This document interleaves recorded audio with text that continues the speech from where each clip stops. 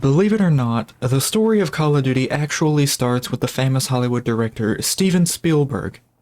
Well, the needle can really be pinned all the way back to World War II itself if you wanted to be super technical, but as far as the retelling of semi-authentical historical events through the realm of video games goes, Spielberg was one of the first to venture into this field. Legend has it that during his World War II obsession and the process of him filming Saving Private Ryan, Spielberg would often spend his remaining free time watching his son play GoldenEye 007 on the family Nintendo. And while bonding with his son, the director got the brilliant idea to bring the World War II medium to the gaming scene, combining his two fascinations into one big educational and interactable experience, one that hypothetically anyone with a controller or mouse and keyboard could enjoy. So, Spielberg got in touch with the publisher Electronic Arts, they then hired Danger Close Games, and a few years later, voila, Medal of Honor was born, baby. Now, I can already imagine what a few people are thinking right now. Wait, I thought you said this was the story of how Call of Duty began. What does Medal of Honor or the Medal of Honor franchise have anything to do with this? And to answer that question very quickly and very absurdly, it is, shockingly, everything. So much so that you could even say the Call of Duty franchise itself wouldn't even exist without the Medal of Honor games, or Spielberg's absurd captivation for retelling historical events, and you wouldn't even be the slightest bit wrong. You see, I think it's really important to highlight Spielberg's desire, or ambition rather, to tell an immersive World War II story through the medium of video games. Because this belief itself, in a way of course, is what would come to mold the first few Call of Duty titles. Or at the very least, a hint of the sentiment can still be easily recognized in the first few. After the first few Medal of Honor games proved to be successful, Spielberg had practically achieved what he set out to do, so he ended up handing the reins over to its publisher, Electronic Arts, who then decided to proceed and continue developing entries into the Medal of Honor series due to its overwhelming success, sooner or later hiring another development studio by the name of 2015 Games Incorporated to develop the third Medal of Honor game, nicknamed Allied Assault for PCs. And this decision right here is where one could truly say the events were set in motion that would inevitably lead to the birth of Call of Duty, and the Call of Duty franchise altogether. During the team's development of Allied Assault, more and more members were beginning to grow more resentful towards their new publisher and business partner, Electronic Arts. 2015 Games wanted to tell a completely different story with the World War II template than EA had in mind, with EA wanting to stay true to not only the first-person shooter genre at the time, but more importantly, the Medal of Honor franchise by playing into the classic trope of making Player 1 the most important person on the battlefield. A trope that was heavily popularized by iconic franchises such as Doom, Wolfenstein, Quake, and the list could go on. The 2015 games, however, wanted Player 1 to feel just as expandable as everyone else, and rely heavily on AI squadmates to assist them in battle, giving them a real sense that the Second World War was won by the combined mights of the better parts of us, and the glory wasn't celebrated or designated for one single man. In time, enough had boiled over for Mackie McCandlish, Jason West, and Vince Zampella, three core members of the 2015 Incorporated team, to outright leave the studio days prior to the release of Allied Assault, only for them to turn around and then sign a deal with the publisher Activision and form the studio Infinity Ward almost immediately afterwards. There's a great IGN interview with McCandlish on their website that was published a few years ago, where he states at one point the average work routine for the three over 2015 games was clocking in, working on Medal of Honor, then eventually clocking out and heading over to a local pizza joint to discuss how they were going to quit, with that number of people gradually growing every day until it eventually resulted in over 22 of the original 25 members of 2015 Games Incorporated leaving to go work at Infinity Ward Studios instead. Now, I'm not sure how bad the contract with EA actually was for them to do something this dire, but one thing was for certain. These developers saw this opportunity as a fresh start, and in a lot of ways it actually was. There were many ideas of what the team's first game should be that were thrown on the table, all the way from a medieval first-person shooter to a sci-fi thriller, but it was the higher-ups at Activision themselves that suggested they should make a World War II title since it was their bread and butter after all. And who knows, maybe they even create a shooter that's so polished and well-dressed that it could rival the Medal of Honor franchise in the process. Safe to say, Infinity Ward agreed to these standards after being hyped up so much, and the first Call of Duty was officially in development on the Quake 3 engine of all places, with it infamously being codenamed the Medal of Honor Killer amongst the developers. Technically, the franchise would end up living up to that codename, in a way, but if you were to pick up and play the first Call of Duty game today, you wouldn't really think it was trying to outright compete with any one franchise. At least I didn't anyway. I thought I was just reliving a bizarre overglorification of the deadliest war in human history for, funsies. Infinity Ward evidently spent a lot of time carefully crafting and setting the tone of the first Call of Duty game, even going as far as to ask real-life World War II veterans themselves to shed some light on some of the incredible events they witnessed and participated in firsthand, with most of what they actually shared being repurposed into the game's actual levels of its campaign. The rest of the missions are loosely based around recognizably famous Hollywood movies like Enemy at the Gates, or clips from television series like Band of Brothers, but you also have to keep in mind that this game was made during a time where the gaming collective as a whole was a lot smaller than it is today. And although the act of a video game straight up copying a movie scene for scene probably wouldn't pass as acceptable nowadays, it was seen as a stroke of artistic genius when Infinity Ward was able to pull it off back in 2003. And it brought a whole lot of new eyes onto video games that otherwise might not have been there, specifically into first-person shooters. Half-Life had raised the bar a few years earlier in the realm of first-person shooter storytelling, but Call of Duty was about to take that bar, shove it down the barrel of an M4 Sherman, and let that sucker fly as far as it could go.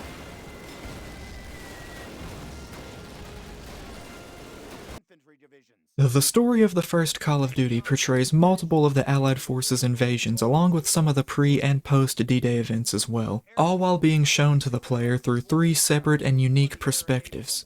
The first one is the Americans' side of things, following the accounts of Private Martin, a member of the 506th Paratrooper Infantry Regiment, which is an all-volunteer unit by the way. And the story itself does a really good job of showcasing the clever coordination and combined courage displayed between the Americans and the Allied forces during the numerous D-Day attacks and during the entire invasion of Germany itself.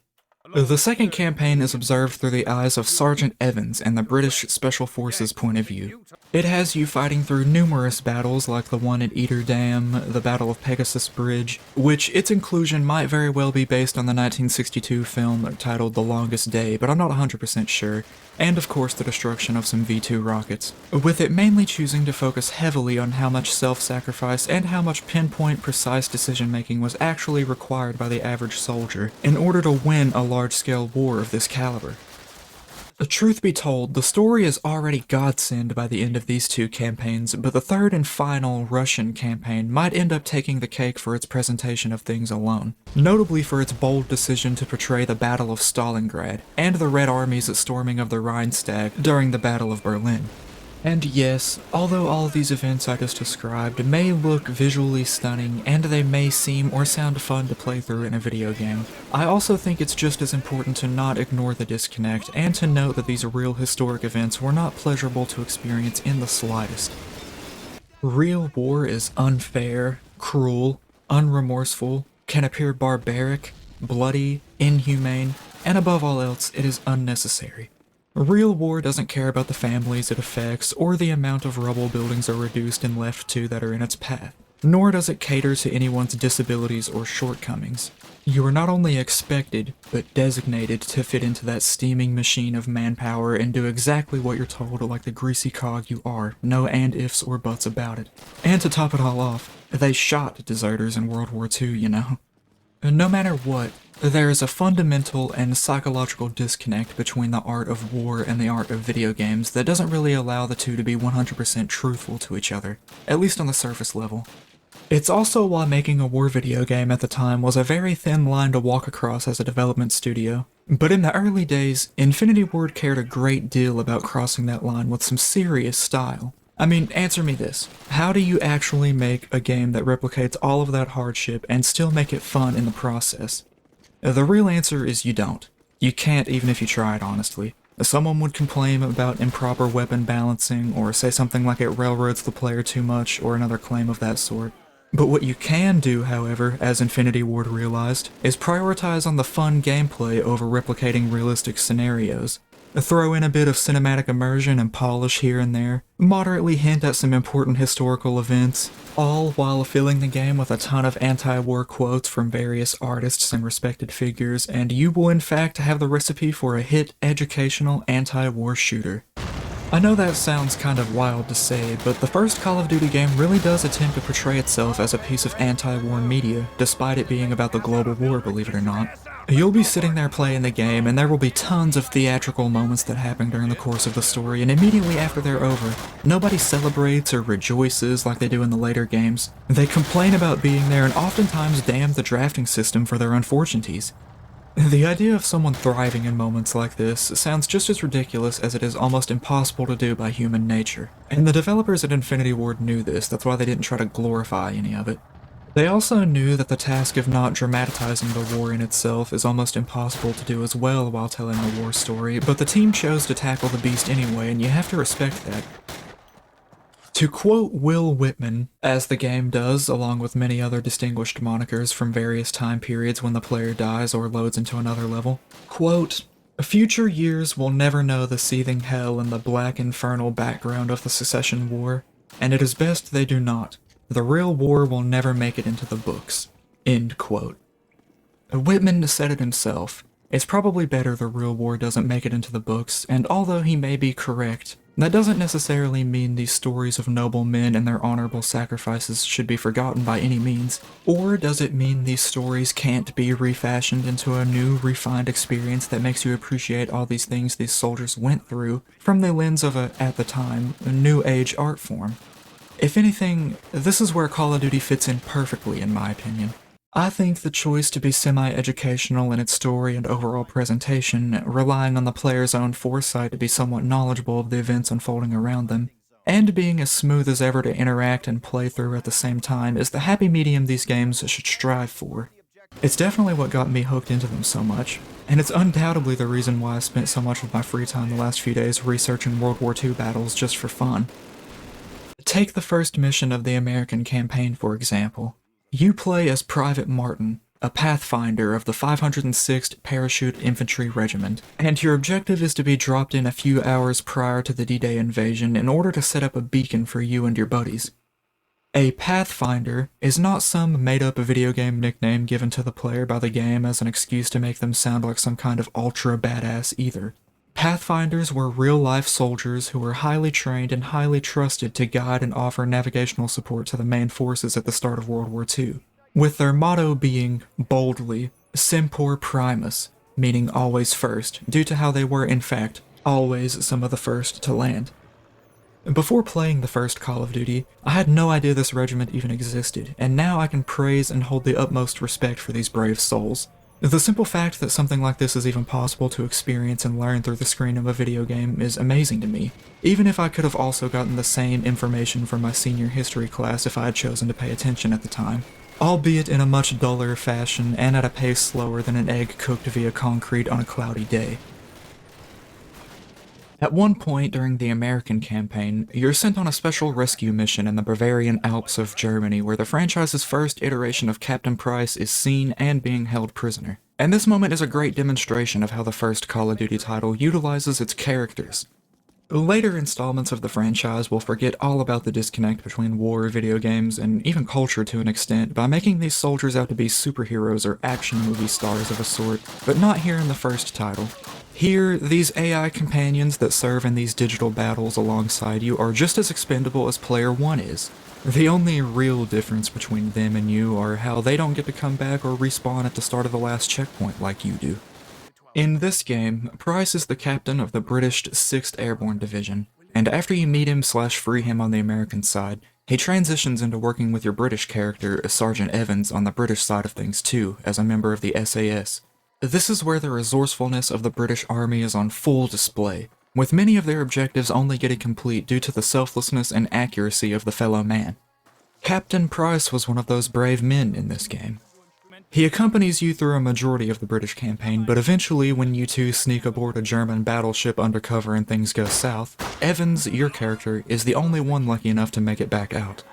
This is a scripted event here too. No matter how many times you reload a save or repeat this section, Captain Price is destined to spend his last moments here, killing some snotty-nosed Nazis with his good old pal, Player One. I couldn't picture a more honorable death for a Call of Duty cast member if I tried, honestly. The British campaign isn't only about heartache, though. It's also probably one of the only times this game really does get a chance to shine as the polished, on-rail corridor shooter it truly is at heart. Even though the team kinda leaned into that classic trope of making Player One the only one on the battlefield like they despised so much with the Medal of Honor series, the missions themselves are still well designed and a ton of fun to play through. I know that may sound cliche or maybe even dull to say to some, but the fact that this game is over 2 decades old and it still feels as smooth as ever to navigate and shoot people on speaks for itself as a testament to how meticulous Infinity Ward's development process must have been. The Eater Dam level wasn't that team-focused or objective-heavy in any way, I'll admit, but it was still a great opportunity for the developers to let the player test their reflexes and goof off in the typical first-person shooter video game setting. Even I can see that. And plus, the architecture of the dam itself, which is based off of the Ettersee Dam in Germany in real life, still looked as stunning and as breathtaking as you could possibly imagine as the backdrop of this level. There are, of course, some areas where the game calms down and is less memorable, but you also have to remember Infinity Ward was still trying to find the most optimal balance of thrilling interactivity and player engagement. And I think the Russian campaign is nothing if not a perfect representation of what could happen when two of these things come together perfectly. About 2/3 of the way into the game, the tone shifts drastically as you're now forced to experience the war from the Soviets' perspective. The previous storylines so far have been about cooperation, solidarity, and perseverance, all while making a distinct point to showcase the raw firepower and strategic intelligence of the Allied forces as much as it can. The Russian story, however, starts off on the complete opposite side of that spectrum. The perseverance is still there, of course, but Soviet soldiers have a sort of warped viewpoint on this war, and it wouldn't be hard for one to make the argument that the Soviet soldiers are fighting for some different reasons. On June 22, 1941, Germany launched Operation Barbarossa, which was a code name for 3 coordinated surprise attacks on Soviet soil, hitting the areas of Leningrad, Moscow, and Ukraine. The operation looked successful at first glance, with Germany advancing and conquering more Soviet land each and every day, but soon enough, Soviet Russia launched a counterattack in the winter months that was prosperous enough to drive the Germans home, for a time anyway. A few months later, in 1942, Germany would invade Soviet Russia again, this time striking the city of Stalingrad head-on, soon becoming what would be described as the bloodiest battle in human history. And this is where the Soviet story decides to pick things up. Almost every bit of the opening sequence itself is ripped scene for scene from the 2001 movie Enemy at the Gates, but the key factor here that makes this stage so memorable is how they achieved their goals without making them feel scripted or rehearsed. The level begins as your new playable character, Private Alexei Ivanovich Voronin, is stuffed into a boat with a dozen or so other of his Soviet comrades as you're all being briefed about the upcoming siege of Stalingrad. During the course of the speech that is being screamed at you by your commanding officer, you'll witness a few things. Everything from deserters being shot to the mental breakdowns of your fellow Soviets next to you. But by far the most important thing that happens is when some German planes decide to fly overhead and begin opening fire on the boat with all of you in it. If you don't duck when the planes fly over, you will die and fail the mission. And on top of that, you'll be forced to repeat and rehear the whole thing over again. You can't just put the controller down and watch the action unfold. You still have to be somewhat engaged. Infinity Ward's main goal here, as McCandlish revealed in that same IGN interview I referenced earlier, was to make the player feel involved in the action that is unraveling around them so the encounter itself doesn't feel so scripted. And by giving the player the possibility of failure instead of rewarding them with some cunning cinematics that could easily be witnessed by moving their mouse from one side of the screen to the other, it gives the scene itself some much needed weight that would otherwise be lacking if it was outright scripted. When the boat finally reaches land, the game also decides now is the perfect time to show the player the cleverly modeled shell shock mechanic. Not to be confused with actual PTSD, the psychological condition/disorder that affects tons of people around the world and not just soldiers. To be honest, I'm not really too sure why Infinity Ward decided to name this mechanic after a real-world phenomenon of this sort. I'm sure it wasn't done in a demeaning manner or with the hopes of downplaying the condition in any way, that much is clear. But it's still kind of morally odd, you have to admit. It's like if they would have added some kind of invisible particle into the game's air that the player could randomly consume unknowingly, only for them to shortly die a bit later and call it the cancer mechanic or the tuberculosis mechanic or something like that. It's like, yeah, it's realistic and all, I get that, but the fact that real-world illnesses are being used as a tool to keep the player entertained, that sort of kind of rubs me the wrong way. The mechanic itself, though, is triggered when you try to leave the boat. An artillery shell will hit the vessel as soon as you step foot off, causing an explosion to hurl you a few feet into the air, and you'll land in a prone position a few paces ahead of you, with your hearing now partially impaired and your movement speed is slowed drastically. All of the effects eventually do wear off, but when it's all said and done, I have to admit it is immersive and fits the atmosphere. Try to keep in mind, too, I just described the one instance where this mechanic is 100% triggered to happen. It could very well happen to you at any moment in any of the levels as well. Which is a very little detail to note, honestly, but when it is put to work in tandem with all the other aspects of this game, it genuinely does enhance the overall experience. The game's final act is by far its most compelling and cinematic. But it's also surprisingly when the game is the least bit afraid of making some harsh and interesting decisions.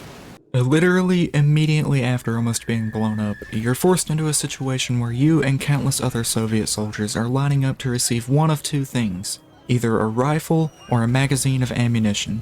And just about the same time you realize this, you also realize that you aren't going to be a man with the rifle in this mission. Hell, your player doesn't even get a chance to look at a weapon until some deserters are massacred in front of you in the next level. And then you're expected to just use theirs because, in theory, they don't really need them anymore now, do they? Now, that is a pretty harsh way to look at things, but in truth, it is the reality of the situation. Here, you were one black fur coat in a sea of black fur coats. From the individual perspective of the average Soviet soldier, you were literally stuck between Joseph Stalin and Adolf Hitler. Two dictators that could give a shit less about any of the blood that you had to drop, no matter if it was done defending your homeland or taking that land by force. When real war breaks loose, it doesn't care about you or any of those things. Which is why when men tell these stories of themselves overcoming such an obstacle, it can't help but sound admirable, honorable, or even heroic. Which is why when the Soviets inevitably managed to push the Germans back and help end the Second World War in the process, it can't help but feel badass when you see it, or read about it, or in this case, actually play through it. The Battle of Berlin was one of the last major significant events of World War II, with the storming of the Reichstag becoming one of its key moments. An event where the Red Army overpowered the German occupation of the building and raised the red flag as a symbol of victory. An event that you, the player, actually get to experience for yourself in an epic, last mission of the game, hurrah. The way the first Call of Duty game not only composes itself, but conducts itself, gives off the impression that it was brought up in a very restrictive and militaristic yet lovable home. It has a distinct attitude and personality, one that demands you listen and respect them when they speak to you, but also one that may sound abrasive when their honest-to-God intentions are sincere.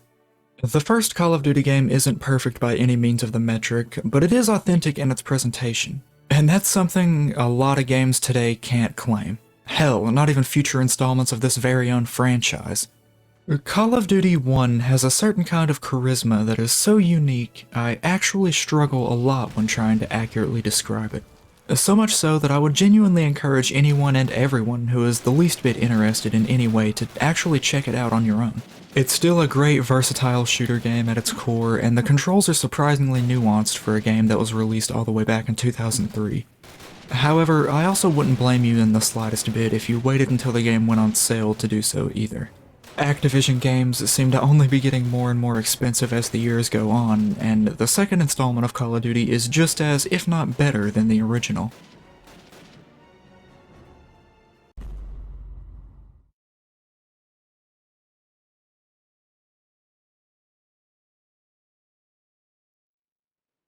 Hey yo, what's going on, guys? Just wanted to say a few things here in the postscript as a little like message to my audience type beat. First things first, if you've made it this far, thank you for watching. Obviously this isn't a very long video compared to my recent ones, but you guys have had to wait a very long time for it, so that's the second thing I wanted to bring up. I wanted to thank you for your patience. Obviously, like I said, this has been it's been a little bit more than I normally take to upload, and I hate to keep you guys waiting like that, but I also want to thank you for staying here with me, you know? As you've probably already noticed, this is going to be like a longer type project thing, but if I wanted to, I want to cover all of the Call of Duty games, but if I wanted to make one video about that, it would take me like 6 months, and I didn't really want to have the channel having that much inactivity, so I think I'm going to give it to you guys in increments. And yeah, that's pretty much it. I guess if you want to see some more content by me personally, you can go to my second channel, SB Games. I upload on there like really regularly, a whole lot more regular than I do on this channel, but I like to save the big projects for this channel. I hope everybody understands that and just kind of figured that out by now. But yeah, that's pretty much it. I don't really have like an Instagram or a Twitter to plug, but I mean, I doubt many people are even listening to this right now, but for those of you who are, thank you for watching, and more will be coming soon. Just stay tuned. And make sure you have a good rest of your day or night or whatever time you're watching this, for real.